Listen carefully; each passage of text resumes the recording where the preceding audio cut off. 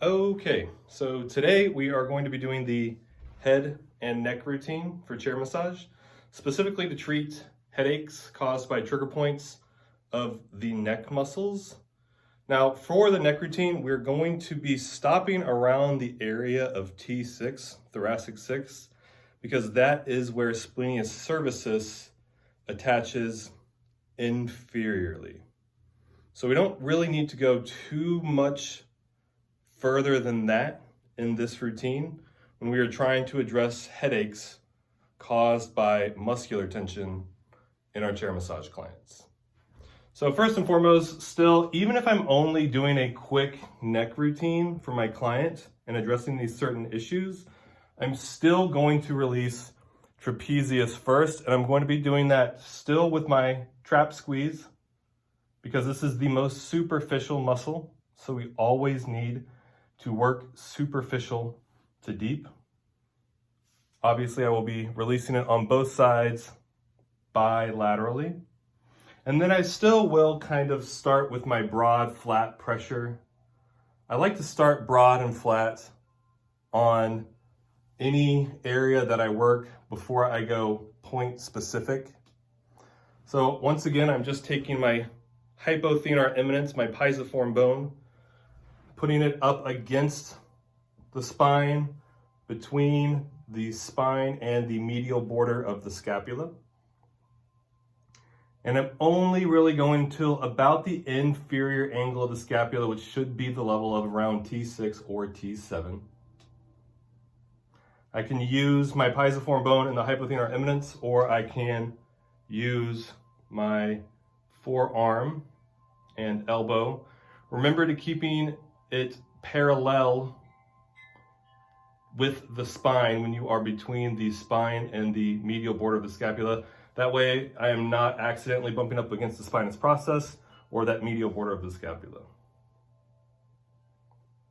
I am then going to switch my stance so that I am facing away from my client.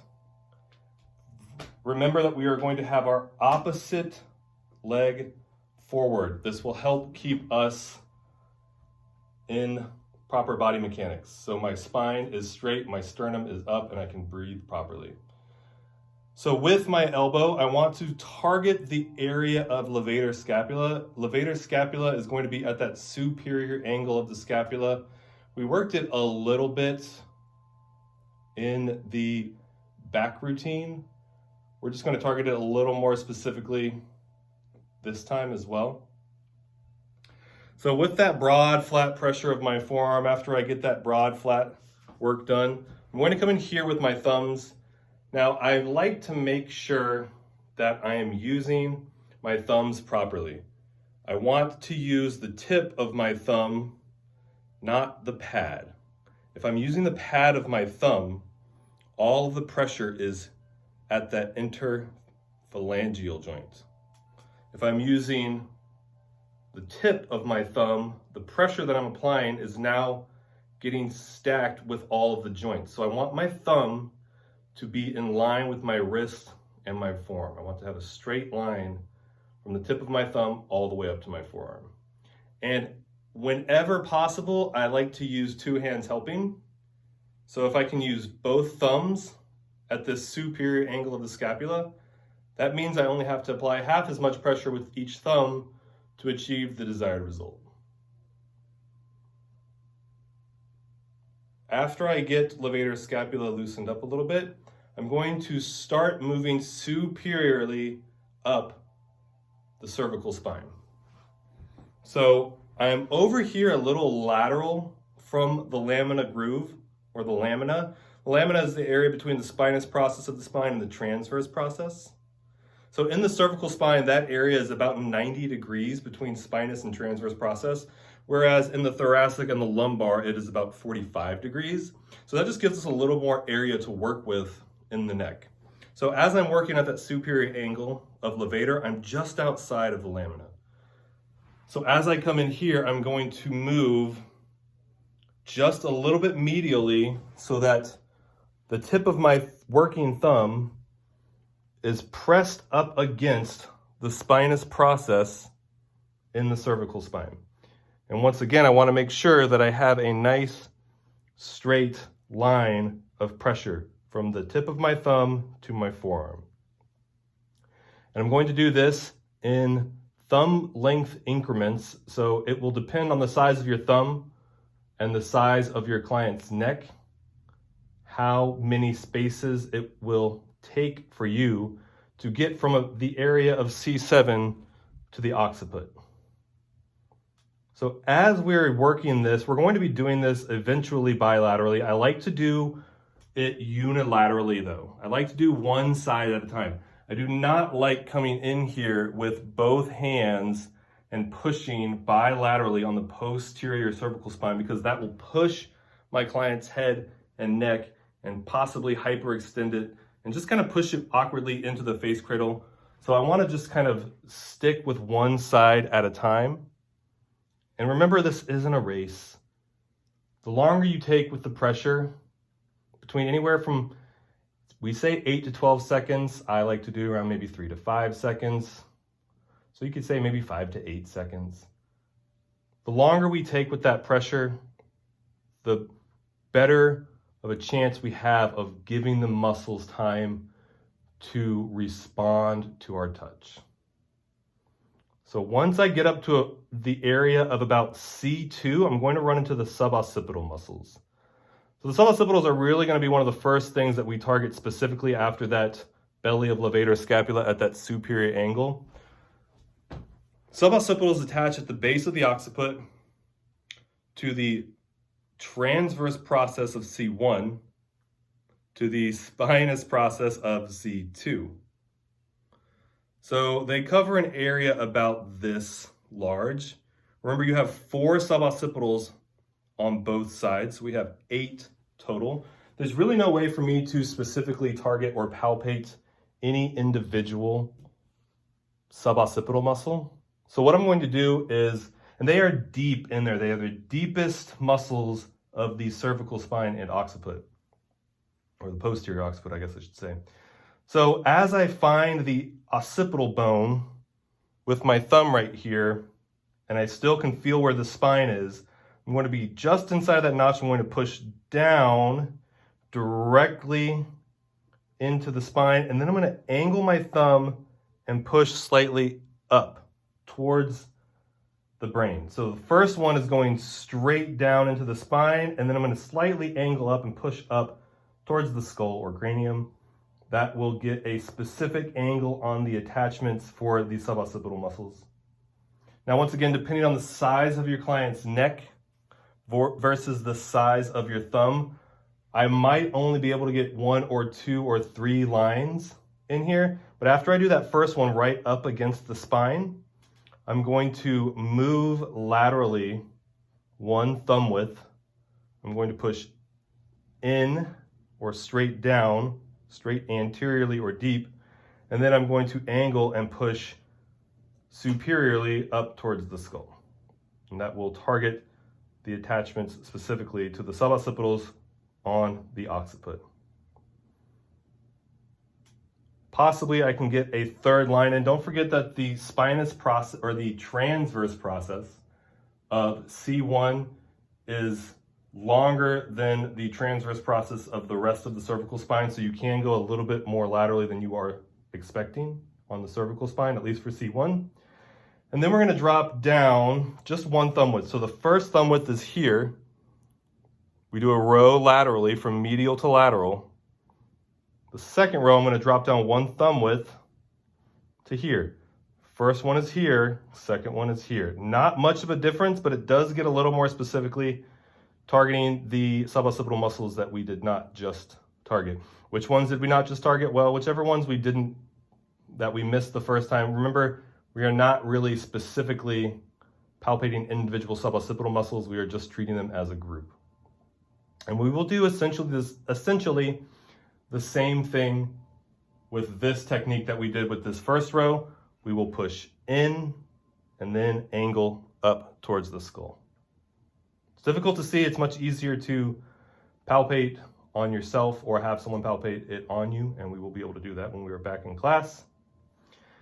And then obviously I will be treating this bilaterally, so I will come up this opposite side that I didn't work and get to these suboccipitals here, pushing directly in, which you can't see with my hand in the way, and then up. If your thumb does get tired working on the cervical spine, if it becomes difficult to do this, obviously I can't use an elbow here, I can't really use a fist here, but I can use fingers. I can stack my fingers and push in with my either index or middle finger, and that should make it a little easier if my thumbs are becoming fatigued. So just stacking my fingers like this and then pushing directly down. Once again, I want to use the tips of my fingers. I don't want to use the pad of my finger, because if I'm using the pad of my fingers, all that pressure is at the interphalangeal joint. So after I've gotten the suboccipitals worked on both sides, I'm going to come back down to the area of about C7, which is the base of the neck. And then I'm going to be working down to around T6, doing essentially what I just did working up, but now working down. I like to do this unilaterally, 2 hands helping, because in this general area, working on the inferior attachments of the splenius muscles, we have a lot of layers of muscles that are going to be getting in the way that we have to work through. And if I'm using just one thumb to try to push through them all, it is a lot more effort on my part. So I will do 2 thumbs unilaterally, and I am right in that lamina groove. So I can feel on the medial portion of one of my thumbs where the spinous process of this thoracic vertebrae is. I'm not going to push directly on it. I'm not going to push up against it. I'm just going to rest my thumb against it and then push directly down into that lamina in order to treat these attachments. I'm going to start moving inferiorly, unilaterally, taking my time until I get to the level of about T6. T6, we say, is about the level of where the inferior angle of the scapula is when a client is prone or face down on the table. It should be around T7, that inferior angle, when a client is standard or seated. Obviously, that's going to be a little bit different, depends on how elevated their scapulas are, or upwardly rotated, or retracted, or protracted. It's just going to be somewhat different. So I'll just kind of take it down to around the mid-back area. I don't have to be totally specific. I don't have to find the vertebra prominens, C7, and then count T1, T2, T3, T4, T5, T6. I don't have to do that. That's obviously going to take way too much time. So I just kind of get the general area of where I'm trying to target. And if I find anything that feels tight or like it needs to have extra time, I'll spend extra time there, depending on how much time I have in this chair massage. Of course, I will then do the same treatment on the other side of the spine, still right up against the spinous process, moving down to around the area of T6 or T7. That is going to get the inferior attachments of the splenius muscles. The splenius muscles are the ones that have trigger points that affect the area bilaterally, just posterior to the eye. So if somebody has a headache and they palpate themselves right here, in somewhat of the temple area, then that would be a splenius headache caused by either Splenius cervicis or Splenius capitis. The suboccipital headache, remember, is the one that as it pulls in the back, it's going to pull like the shirt, and we're going to feel it in the frontal lobe. And sometimes there will be a pounding from the blood trying to course through the vertebral artery in the suboccipital triangle. So pounding headache in the frontal lobe is the suboccipital muscles. Bilaterally behind both eyes are the splenius muscles. The next one that a lot of clients used to have is going to be the one that is unilateral, and it is deep to one eye.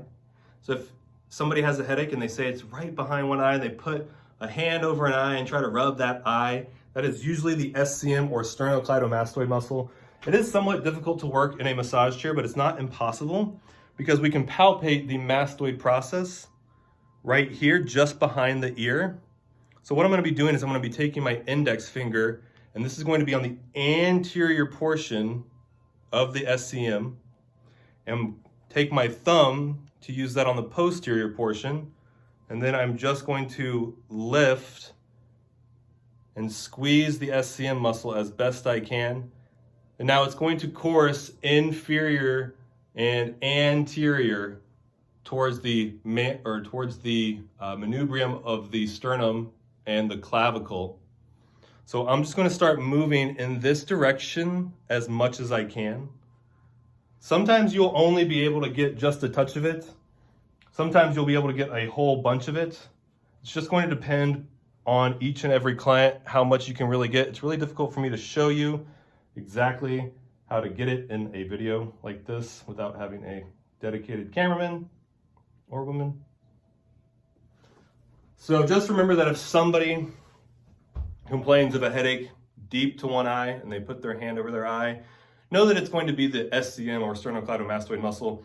Will it be the right SCM for the right eye? Most likely, but when in doubt, work it all out. Just work both SCMs if they come up to you with that sort of problem. It is a contralateral rotator.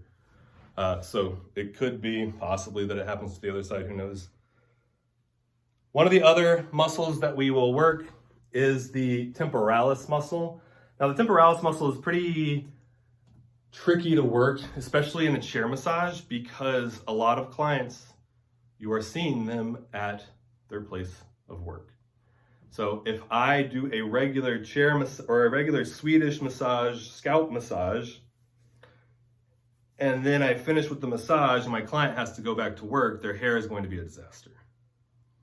So the way to prevent that in a massage chair is I'm just going to push in directly to the scalp, do small circles. I'm going to lift up, move to a different spot, push indirectly, and do small circles, right? I don't want to do these grand circles that are going to mess with my client's hair. Now, this headache is usually bilateral, and it's in the temporal area that we are specifically working. And clients will touch it themselves because them touching it themselves helps to get relief in that area.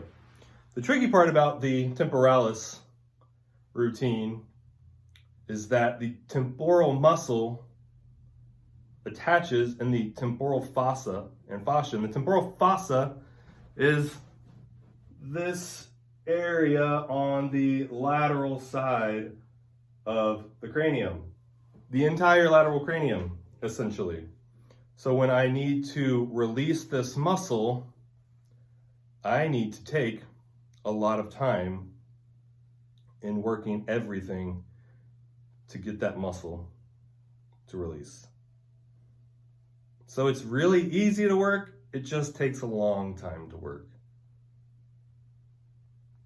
The last headache that we're going to work is for trapezius. Trapezius headache is usually a unilateral headache. I think it kind of can be bilateral as well. The trigger point affects an area that is just very broad and vague. So a lot of times a client will come to me and they'll say, oh, I have a headache. My first question is, where do you feel that headache? I don't know, I just feel it everywhere. Great, that's wonderful. So either you're not really good at associating with your pain, or it's just a general overall headache that could be caused by trapezius. So when they don't really know where it is, it's somewhat, when in doubt, work it all out, right? I'm gonna do the suboccipitals, I'm gonna do temporalis, I'm gonna do SCM, I'm gonna do the splenius muscles, but I'm most definitely going to do trapezius because trapezius is one of the most common stress muscles because it helps to elevate the scapulas, which we do in stressful situations. We protect our neck, we shrug our shoulders. So to target specifically trapezius, where that trigger point could be, right, I've already gotten the cervical attachments, and then I'm going to start moving down here. I've already gotten levator scapula at that superior angle. And so what I'm going to do is I'm just going to skip over that superior angle and press directly into the top of the scapula. I don't want to move too far anteriorly or towards the front of the body, because then I could be compressing down onto the clavicle into the area of the brachial plexus. So as I'm coming laterally, I want to make sure that I can kind of palpate where the spine of the scapula is, and I want to stay just superior to that. I don't want to move too far anteriorly. And I'm just going to come in here with static pressure, usually 2 hands helping if I can. And you shouldn't worry too much about the secondary touch that's happening right here. My forearm is resting on her posterior cranium, but you shouldn't be bothered by that, because the focus of the pressure for her is going to be, or your client, is going to be specifically where my thumbs are compressing right here. Now there was something that I was just doing a little bit a second ago, which is just kind of like a general kind of relaxing, sort of almost like a petrissage for chair massage, but not an actual kneading, right? It's just kind of kneading, depressing the scapulas to help remind the client to drop their shoulders and keep their shoulders down.